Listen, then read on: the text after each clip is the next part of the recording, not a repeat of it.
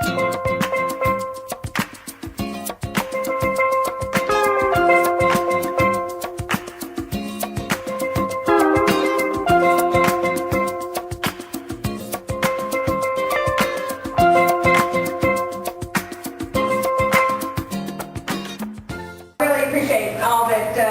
all are doing for me to help me in my governor's race. And it's been only 2.5 years since you did help me get to Tallahassee, because that's when I first was introduced to the Afghan Association of Public Adjusters and became familiar with the work you do and the important work you do to help Floridians deal with their insurance claims. And you've heard me say over and over and over again that I understand what important place you have in the whole scheme of the world of insurance. What would we do without public adjusters? Where would people go when they had no other place to turn? And I know that we have been in discussions many times about the professionalism of your organization and the way that I respect you, who are members of FAFIA, assuring that your members and all the people who are public adjusters in the state are operating in a very responsible way. And that the work continues. It does. And because we see firsthand in my department how some people kind of go off the track. And you all have been very good at working with us and understanding how to effectively monitor and regulate the work of public adjusters. And so I will commit to you, as I have as your CFO, that you will always have an open door to my office, that I will always be fair-minded. The reason that I'm running for governor is because I have 25 years of business experience. And I understand what it's like to run a business. In fact, I was reminded of, where's my North Carolina person here? There you are.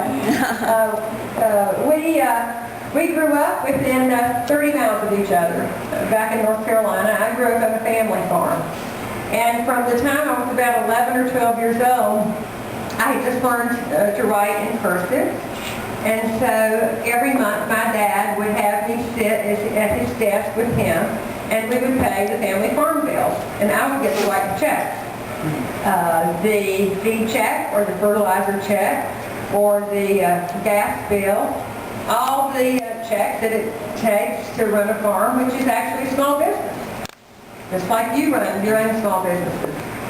And being a good parent, you manipulated me.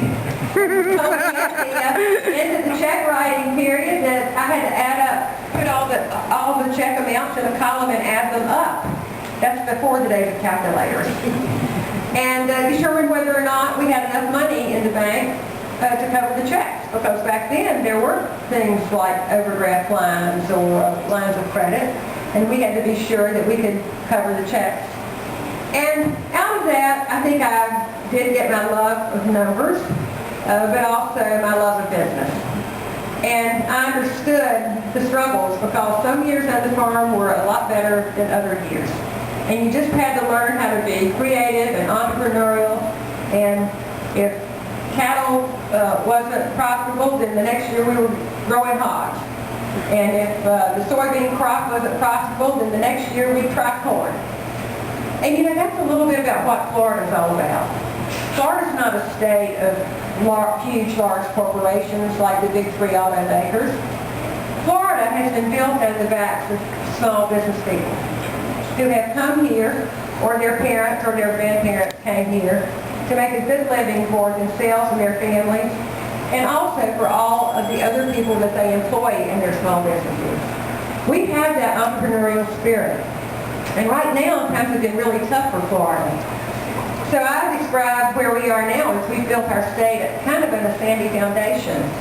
It's on the foundation of just relying on tourists and visitors and retirees. You know, for the first time in 60 years, Florida actually lost population last year. So something different is happening.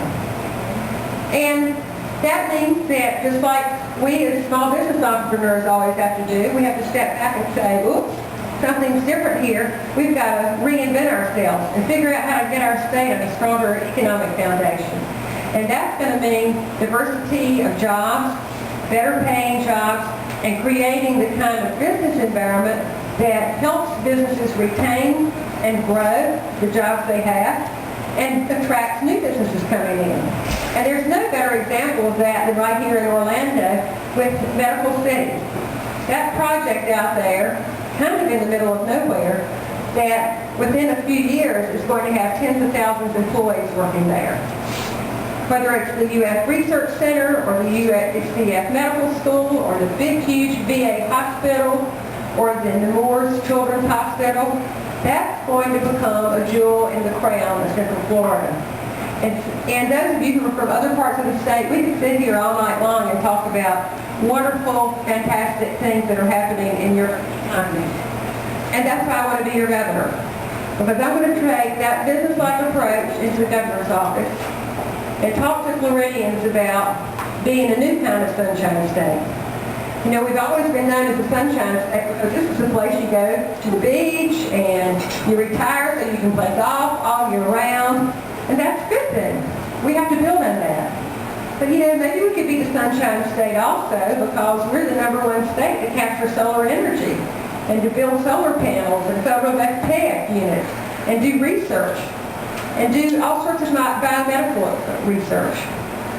So your support here for my efforts is critically important because I can't do this journey alone.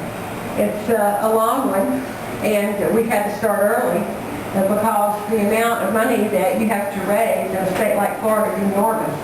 Probably about $30 million. Oh my God. Isn't that a stunning number? Mm-hmm. So those checks that you brought today or that you got from your friends and people you work with, whether they're $25 or $250 or $500, are just critically important because we're building a team here.